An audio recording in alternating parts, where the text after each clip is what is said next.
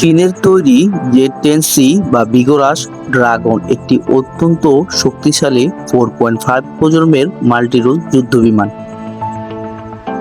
বাংলাদেশ বিমান বাহিনীর আধুনিকায়নের অংশ হিসেবে এই যুদ্ধবিমানটি বর্তমানে বেশ আলোচনার কেন্দ্রবিন্দুতে রয়েছে।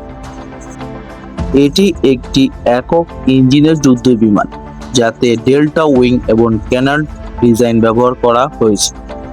এর ফলে এটি আকাশে অত্যন্ত দ্রুত দিক পরিবর্তন করতে সক্ষম।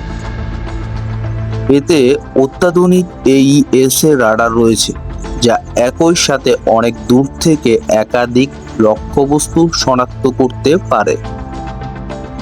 বর্তমানে এতে চীনের তৈরি নিজস্ব WS-10BC টার্বোক্যান ইঞ্জিন ব্যবহার করা হচ্ছে, যা একই সাথে অনেক দূর থেকে একাধিক লক্ষ্যবস্তু শনাক্ত করতে পারে।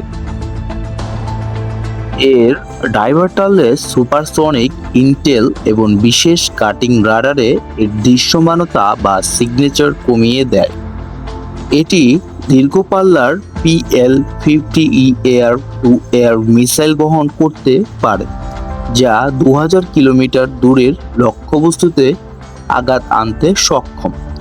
স্বল্প পাল্লার যুদ্ধের জন্য এতে উচ্চ প্রযুক্তির PL-10 মিসাইল ব্যবহার করা হয়। বাংলাদেশ সরকার চীন থেকে 20টি জেড-10C কেনার উদ্যোগ নিয়েছে, যার মোট সম্ভাব্য ব্যয় হয়েছে প্রায় $2.20 বিলিয়ন। চুক্তিটি সফল হলে 2027 সালের মধ্যে এই বিমানগুলো বাংলাদেশের বিমান বাহিনীতে যুক্ত হতে পারে।